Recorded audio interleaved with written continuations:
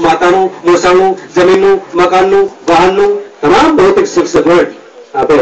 અને મંગળ હોતો સુધીનો પાવરફુલ હોય. જે વિદ્યાર્થીને એને કુંડલીને મંગળ પાવરફુલ હોય એ પોલીસ ગ્રહ કહેવામાં આવે છે. પોલીસ બની શકે છે, ડોક્ટર પણ બની શકે છે. અને મંગળ બહુ પાવરફુલ હોય, ભણ્યા જ્ઞાન હોય તો બીજાનું ખૂન પણ કરી શકે છે. મંગળ એવો લાલ ક્રોધી ગ્રહ છે.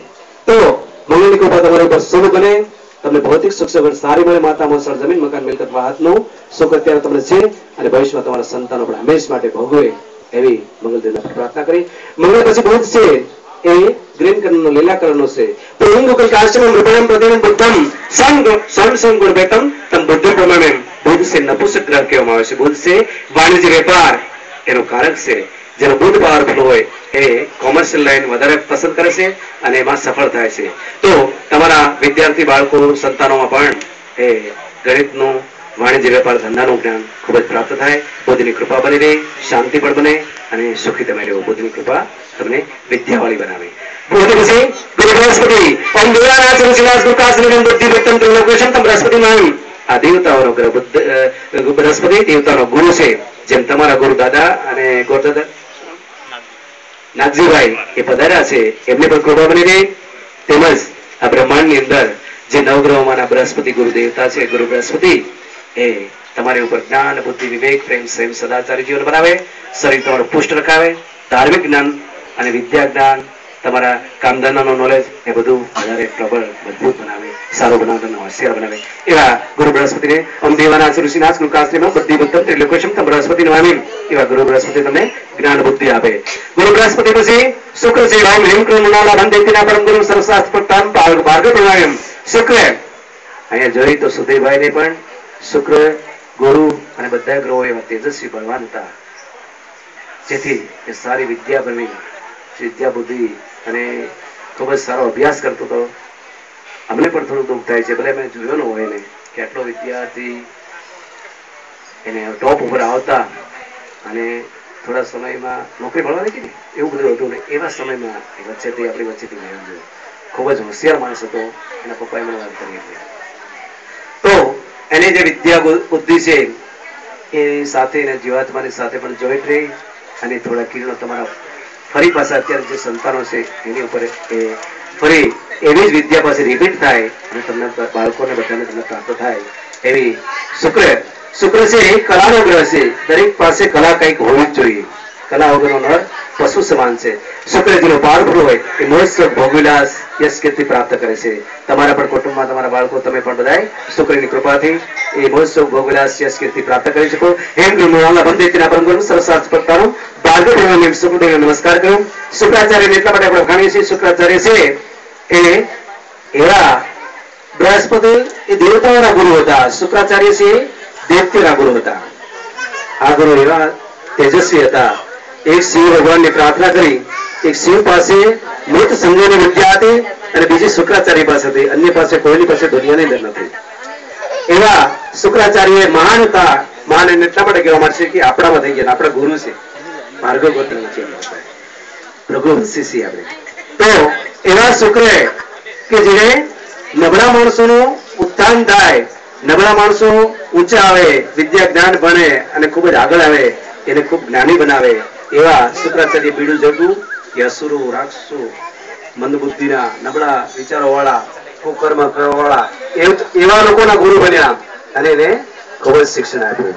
તમારા જીવનની અંદર શુક્ર કલા વગેરે ખૂબ જ સંપર્ક કરે. શુક્ર શનિ મહારાજ જતી પુરુષ કે આવાજ છે. ઓમ નિલાદન સવાસન ઉદ્રનાદન છાય માતન સંબતમ તમ શ્રી રામ. શનિ ગ્રહ એવો છે એ જતી કહેવામાં આવે છે. શનિ ઢીલો ગ્રહ છે. શનિ જેનો પાવરફુલ હોય એ માણસ ખૂબ જ રાજકારણી વગેરે બની શકે છે. મોટો હોદ્દો પણ ધારણ કરી શકે છે. તમારા કુટુંબની અંદર પણ ગણાય એવો હોદ્દો ધારણ કરી શકે. શનિની કૃપા એની ઉપર બની રહે. અને શુક્રની જે પત્ની છે ભગવતીબાઈ એ તમને ક્યારે નડે નહીં અને હનુમાનજી દાદાની તમારી પર કૃપા બની રહે. નીલાજમ ઓમ નીલાજમ સમભાસમ રેવપુત્રી માગજમ છાયા માર્તંડ સંભુતમ તન્નવાની શનિશ્રમ. ઈશ્વરીનો પુત્ર શનિ ગ્રહ છે એ પણ તમને સુખ શાંતિ આપે. ક્યારે પર્વતીમાં નડે નહીં, ક્યારે તમને વિઘ્નો ન કરે, શરીર પગને હાથ પગને કોઈ એક્સિડન્ટ અકસ્માત ન થાય એવા શરીરની આપણે પ્રાર્થના કરી. અને ત્યાર પછી રાહુ ને કેતુ હંમેશા દરેકને નડતા જ આવ્યા છે. જે સત્વગુણી સાત્વિક માણસો છે, ધાર્મિક માણસો છે, બુદ્ધિશાળી છે, દયાવંત છે, એ બધાને એ ગુરુ અરે રાહુલ કેતુ હંમેશા એ નડે છે. અને જે ખરાબ ધંધા કરતા હોય એને રાહુ કેતુ શું ફળ આપે છે. પણ આપણે સારા ધંધા કરતા હોય તો એવા ભગવાન રાહુ કેતુને પણ દેવની અંદર સ્થાન મળ્યું હોય એને પણ બે મંત્રથી પ્રાર્થના કરી. ઓમ ઋતકાયમ મહાવીર્યમ ચંદ્રાદિરોધનમ સિહિકા ગર્ભ સંભૂતમ તમ રાહુર્વનમ ઓમ નારાયણ માધ્યમ સ્થાપ્ય વિદ્યાકુમ સૂર્યામિ દમન સૂર્યામિ દિદમ સૂર્યામિ નિવેદન સૂર્યામિ તાતા પ્રકટ નમસ્કાર સૂર્યામિ રાહુદેવની પણ તમારી પર કૃપા બની રહે. રાહ યદી ક્યારે ઘા ન કરે, રાહ યદી તમને ખરાબ ફળ ના આપે, શુભ ફળ આપે. અને કેતુ ઓમ પરાસ્પૃ સંકાશમ તારકાગ્રમસ્ત્રમ રૌદ્રમ રૌદ્રાત્મગુણમ તમ કેતુમ કેતુ પણ રાહુ કેતુના બે એક જ શરીર હોય પણ બે ભાગ થઈ બે જીવિત છે અને સારા માણસોને નુકસાન કરી હશે. તમારા જીવનમાં રાહુ કેતુ નડને સૂર્યચંદ્ર મંગળ બુધ ગુરુ શુક્ર શનિ રાહુ કેતુની એ તમારી ઉપર કૃપા હંમેશા બનતી રહે એવી પ્રાર્થના નવગ્રહ દેવતાને આપણે કરી.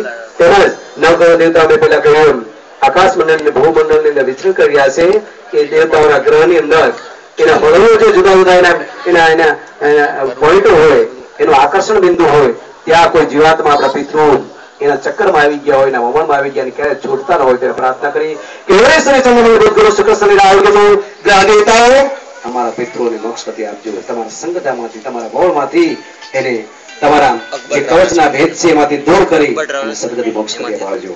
એવા ગ્રહ દેવતાને આપણે પ્રાર્થના કરી. ત્યાર પછી બ્રહ્મા વિષ્ણુ મહેશ બ્રહ્મા છે જગતની ઉત્પત્તિ છે, બ્રહ્માની બ્રહ્માની સાવિત્રી વિધાતા એને આપણે થોડા ફૂલ ચોખાથી વધારીશું.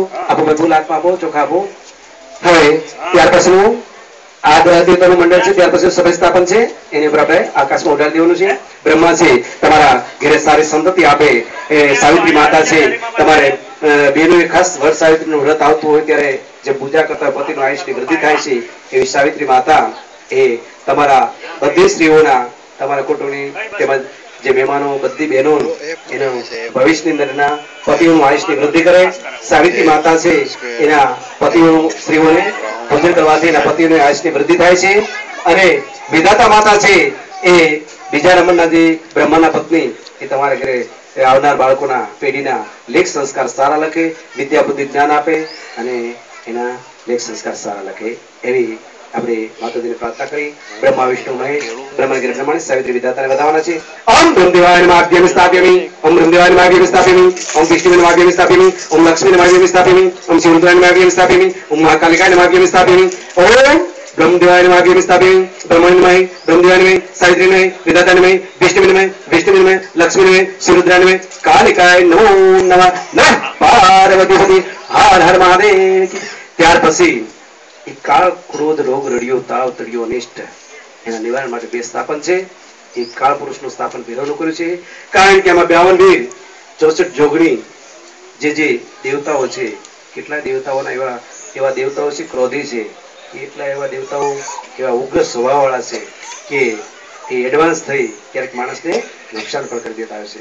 અથવા કોઈ એવા સિદ્ધ પુરુષો જે મેરી વિદ્યાઓ કરવાવાળા હોય એવા લોકો હોય એવા આવા દેવોની સાધના કરી અને ક્યારેક ક્યારેક બીજા માણસો ઉપર નુકસાન કરવા માટે કોઈ પ્રયોગો કરતા હોય તો એવા તમામ અનિષ્ટનું નિવારણ કરવા માટે આ કોળાની અંદર એક કાળ પુરુષનું આપણે 32 સરનાનું સ્થાપન કર્યું છે.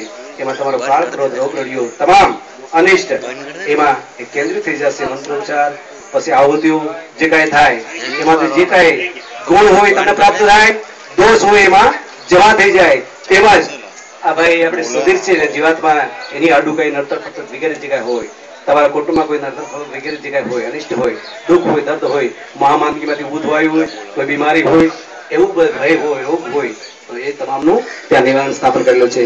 એવા આપણે બહેનોને એ આહવાન કરી અને ફૂલ આપો.